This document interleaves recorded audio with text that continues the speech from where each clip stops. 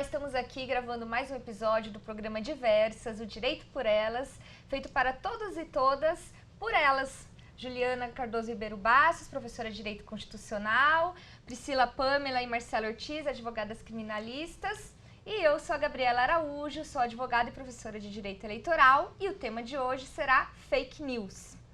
Aproveito antes de começar o programa para pedir para vocês seguirem a gente no Instagram, diversas.programa. Tem vários conteúdos inéditos, fotos, e a gente vai interagindo aí durante a semana enquanto aguarda a gravação dos próximos programas.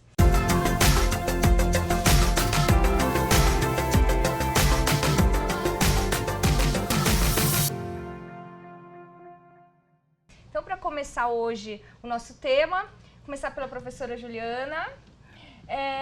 As fake news, né, um tema assim que veio muito à tona em 2018, porque a gente teve várias denúncias, até o ano passado teve uma CPI das fake news, enfim, o Supremo Tribunal Federal também tomou algumas medidas, né, e agora nas próximas eleições de 2020, eu imagino que também outras medidas deverão ser adotadas para evitar que as fake news, né, ou seja, a divulgação de notícias falsas, interfiram nos resultados eleitorais e na própria democracia. Você tem algum comentário para fazer sobre isso, para a gente introduzir o tema aqui para o pessoal? A gente pode trazer alguns aspectos introdutórios, inclusive a própria expressão fake news. Ela não é uma expressão nova, recente, as fake news elas já existiam, né? Mas o que torna realmente em destaque é o fato dela hoje se contextualizar dentro da era digital, que é uma era que traz novas, né, formas de comunicação, como o Facebook, o próprio WhatsApp, Twitter, entre outros, e que torna, portanto, a divulgação das mensagens de forma muito mais célere e também de muitos para muitos, né? De modo que ultrapassa, inclusive, fronteiras. Então, hoje, a grande preocupação em relação às fake news é esse novo contexto no qual elas se encontram.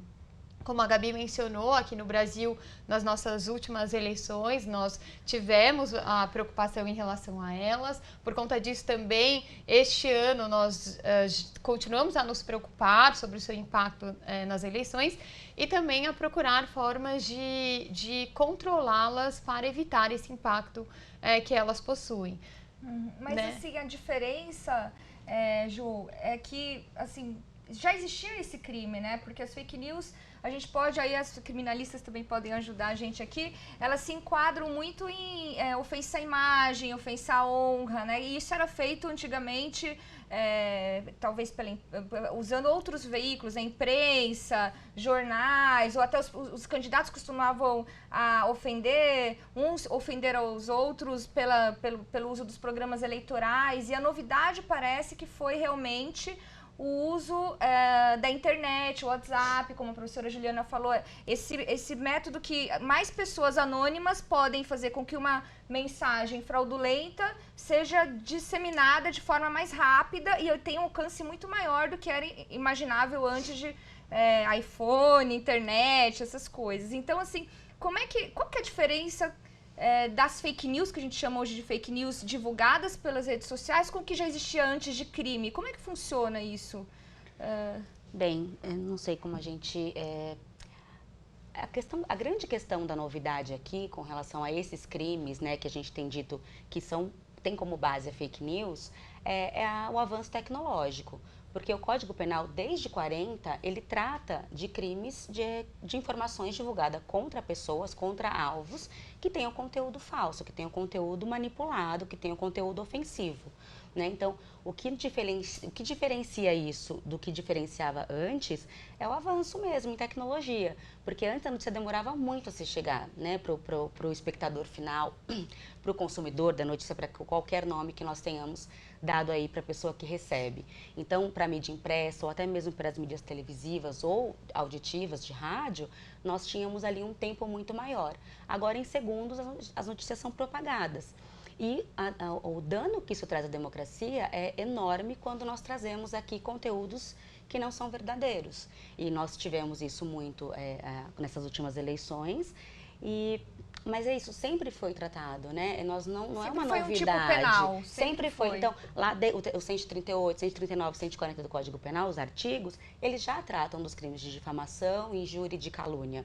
Então, nós não estávamos punindo? Estávamos punindo.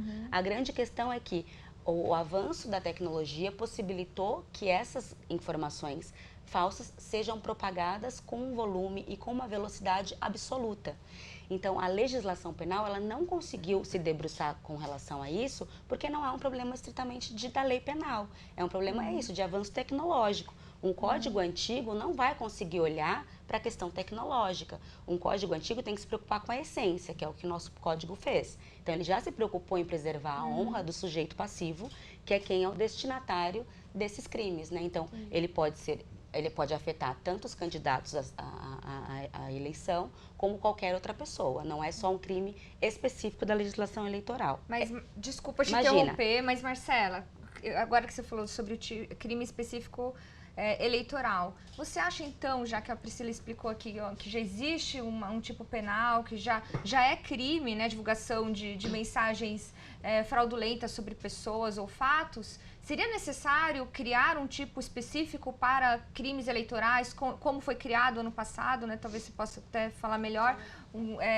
Já existia esse crime de calúnia, denunciação caluniosa com intenções eleitorais, mas essa pena foi até aumentada. Enfim, você acha que seria necessário isso ou não? Como é que funcionaria? Bom, eu acho que a alteração legislativa que veio para modificar essas tipificações no Código Eleitoral, elas vieram justamente por conta de uma demanda das últimas eleições, né? O que a gente viu foi que ficou comprovado que alguns candidatos contrataram empresas, enfim, pessoas para que fizessem ali a propagação de notícias que eram fraudulentas, né?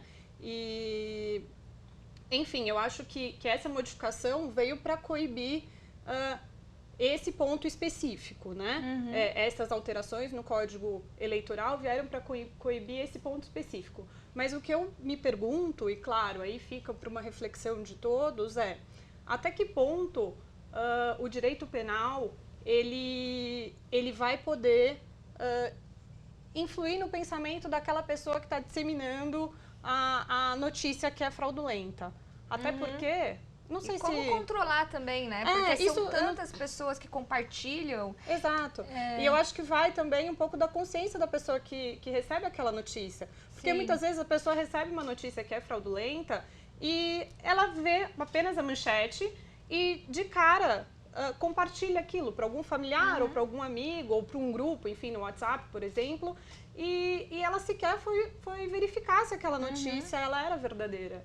Né? Se a origem daquele domínio na internet, se é um domínio confiável, por exemplo, um jornal de grande circulação, enfim. Então, acho que essa é a grande questão. Até que ponto o direito penal ele vai poder coibir esse tipo de prática? Porque tem que partir, de uma análise própria, né? Não, além da democracia, de uma análise própria da educação política das pessoas que recebem esse conteúdo, também tem um problema que eu acho, que talvez a gente possa até aqui debater depois com a Juliana também, de uma parte da responsabilidade da imprensa tradicional, né, com aquela coisa das manchetes para vender jornal, vender matéria, enfim. Então, assim, a gente tem até uma pesquisa, a gente estava vendo aqui antes do programa com a Juliana, uma pesquisa de 2017 que diz que mais de 68% da população brasileira tem acesso à internet, de alguma forma, né, ao computador e à internet. Mas qual que é o problema? A maioria da população, ela tem acesso pelo celular. Então, assim, o que eles pagam hoje, eu não entendo muito de tecnologia, mas as pessoas pagam os dados que elas podem receber mensagens, que é muito mais barato, né, classe C, D, mas elas não conseguem abrir o link. Então, não apenas aquelas pessoas que produzem notícias falsas, mas muitas vezes a imprensa coloca um título, vocês já repararam? Acho que quem está assistindo aqui já viu. Pega o título do link do jornal, qualquer um, não vou falar nome, mas de grandes veículos, está escrito uma coisa. A hora que você clica para ler a reportagem, não tem nada a ver com o que estava na manchete. Então, é uma manchete sensacionalista feita para vender jornal ou para vender matéria. E aí vem a questão da democracia, assim. a educação política do povo para entender o que é fake news, mas também o acesso a essas informações de forma honesta e democrática, para que todos tenham acesso à informação verdadeira, né? E não só aqueles que podem pagar o pacote completo de dados. Não sei se você tem algum comentário sobre isso. Então, como vocês bem colocaram também, a fake news ela parte de uma premissa que são muitos atores envolvidos e atores também com interesses diversos.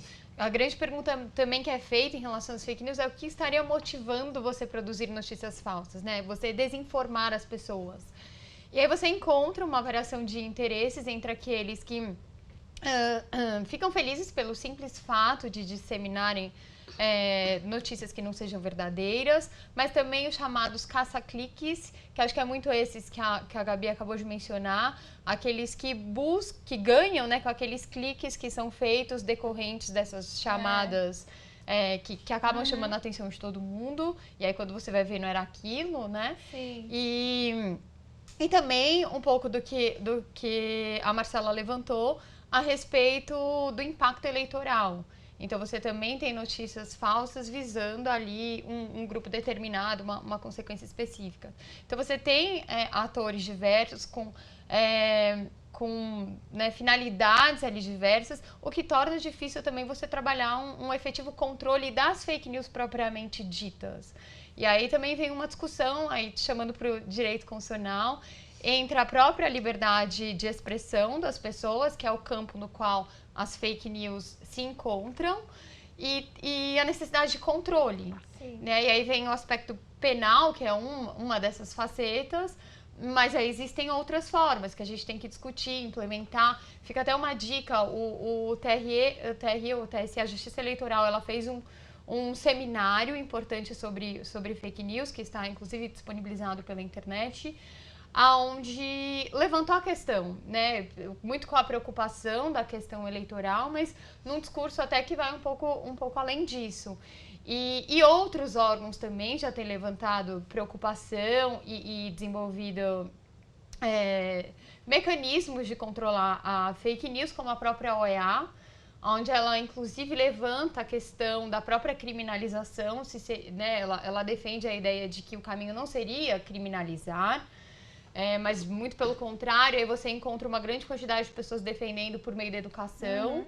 Então, que a educação seria um caminho bom para a fake news. Inclusive, acho que a Finlândia, que ela nas escolas, ela já possui uma aula sobre fake news, onde ela, portanto, vai educar como você detectar as fake news. E eu isso achei muito legal, porque, então, como combater a fake news? Será que é por meio da censura? E no meu entender propriamente dito, é muito pelo contrário, é no fortalecimento dessa liberdade de expressão. Inclusive, uma coisa que me chamou a atenção, comecei a ler Democracias Morrem. Como as democracias morrem. Ótimo, eu também tô lendo. E uma das coisas que ele começa levantando é exatamente que a democracia morre por meio das instituições. E aí, acho que a liberdade de expressão, ela é um desses caminhos. Então, algo que é pilar da democracia, o medo é que ele possa eventualmente ser utilizado para exatamente derrubar agora eu vou ter que te interromper um pouco. Fica à vontade. Porque liberdade de expressão, é até bom esclarecer aqui pro público que está assistindo, que uma coisa, assim, todos têm direito de se expressar livremente, sendo vedado o anonimato e com algumas limitações. Então, você pode expressar livremente, desde que não ofenda a honra e a imagem de alguém, né? Mas você pode ter opiniões, inclusive os terraplanistas, né? Tem gente que acha que a Terra é plana, enfim, tem direito a ter essa opinião. O problema é quando você muda, como é que eu posso dizer, esconde a sua opinião disfarçada como se fosse um fato. Então você traveste a sua opinião como se fato fosse. E aí vende isso para as pessoas e muitas delas, e eu acho que esse é um problema que a gente tem no Brasil, mas não é só no Brasil, até peço desculpas porque começou nos Estados Unidos, né? A gente estava até falando no começo. Então, assim, essa onda de inventar fatos. Então, esse é um problema que a gente tem da baixa educação, né? Da população. De suspeitar de notícias tão absurdas, ou muitas vezes a gente até tem pessoas que elas têm os preconceitos se transformam em fatos, então você joga um pouco com isso, né, sei lá, uma pessoa que tem um preconceito contra, sei lá, o aborto, né, que é um tema polêmico, e aí alguém inventa um fato muito grave envolvendo o aborto. A pessoa já tem um preconceito contra aquilo e ela vê uma fake news, né, uma notícia fraudulenta sobre o assunto, e aí isso confirma as coisas, as próprias crenças, e ela divulga. Tem um pouco disso, né? Tanto que para ser considerado crime, nós precisamos aí de alguns elementos, porque só a propagação de fake news por si só não dá, assim, nós não temos, você falou um ponto muito importante, não é nem só a educação política, nós não temos uma educação de qualidade no país.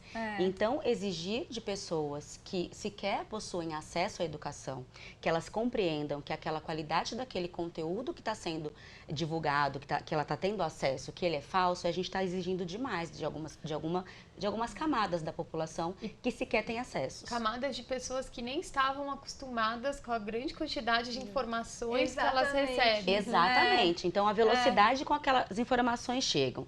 As pessoas estão ali imersas nesse mundo novo mesmo, tecnológico, e de rapidez e de muitas informações, e não tem ali ainda a capacidade, e isso não é desmerecendo, ao contrário, mas muitos não têm ainda a capacidade de diferenciar mesmo o peso e a qualidade daquela matéria.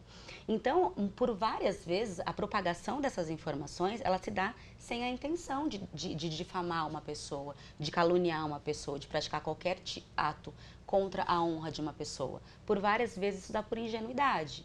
Né? Então, a lei penal é isso. Primeiro que eu sou super minimalista, acredito que o direito penal ele só deve agir mesmo quando um bem jurídico de maior relevância é atacado e que nós não encontramos outras alternativas para poder preservá-lo, né? E não é o caso enfim, nem sempre é o caso com relação às fake news. Então, tem que ser no momento em que, de fato, não há outras medidas a serem adotadas que não a interferência do direito penal, que é o sancionador, que é aquele que aplica uma pena, que é a esfera do direito mais grave, né, que nós temos, porque ele tem penas, inclusive, que restringem a liberdade da pessoa. Então, não basta só a propagação por si própria, né, porque muitas se dão, de fato, por ingenuidade.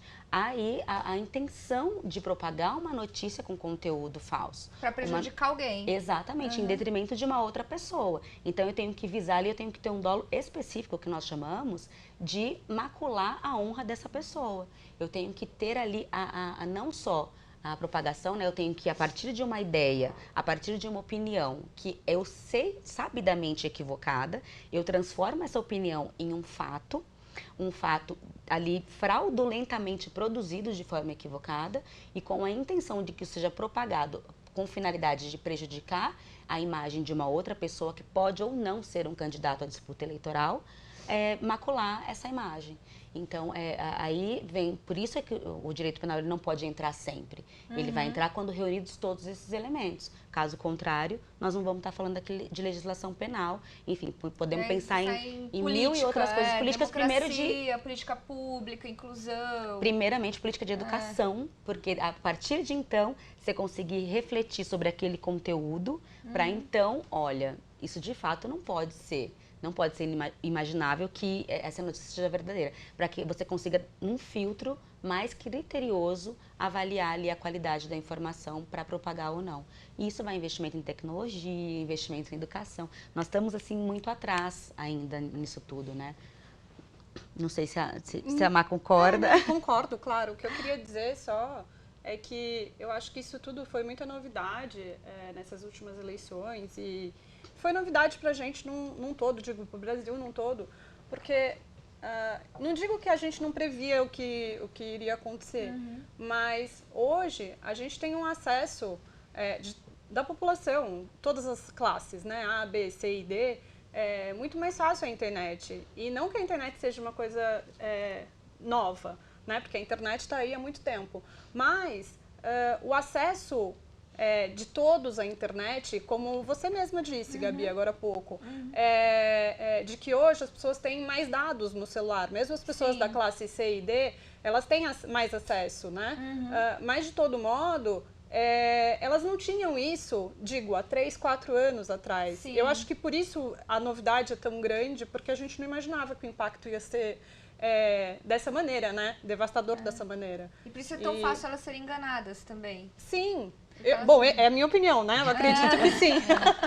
Não, é só a minha opinião. Aproveitando os dados que a Marcela levantou, até nesse processo de educação também, levantar a preocupação com esses dados também, que é com os quais a gente compartilha, porque muitas vezes são eles que são utilizados para poder, né, você se valer aí de repente uma influência com notícias falsas que tem um impacto, por exemplo, nas eleições, que foi o que aconteceu no caso famoso do Cambridge Analytica, que fica até a recomendação também de assistir o documentário hackeada, não é isso? Privacidade hackeada, que Netflix. levanta muito. Exato. Propaganda do Netflix. Exato.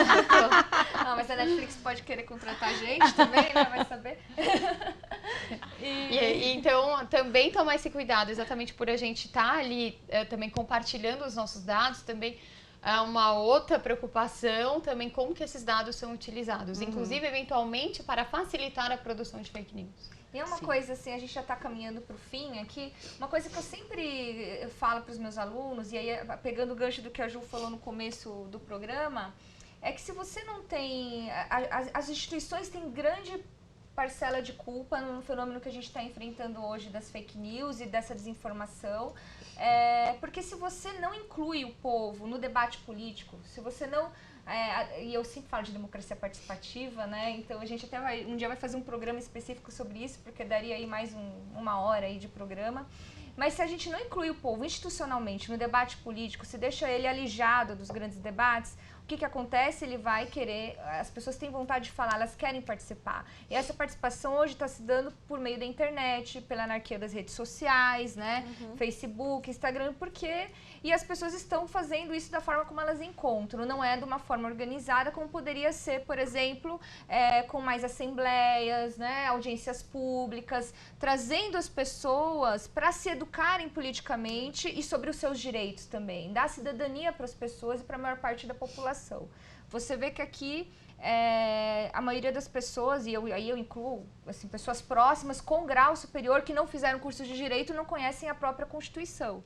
E aí, os mais absurdos que são falados sobre a nossa legislação, elas acreditam. Olha, saiu uma lei sobre... Eu nem sei dizer, assim, mas são umas coisas que a gente sabe, gente, mas isso é absurdo, a Constituição não permite. E as pessoas não conseguem entender.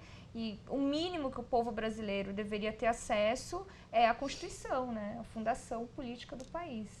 Não sei, a gente precisa terminar, não sei se vocês têm mais algum comentário para fazer... sobre... Eu acho que é isso, não? Sobre o tema. Eu acho que nós ficaríamos aqui durante horas para debater, mas também para não cansá-los e cansá-las. Não vamos se estender tanto, porque há muito pano para manga.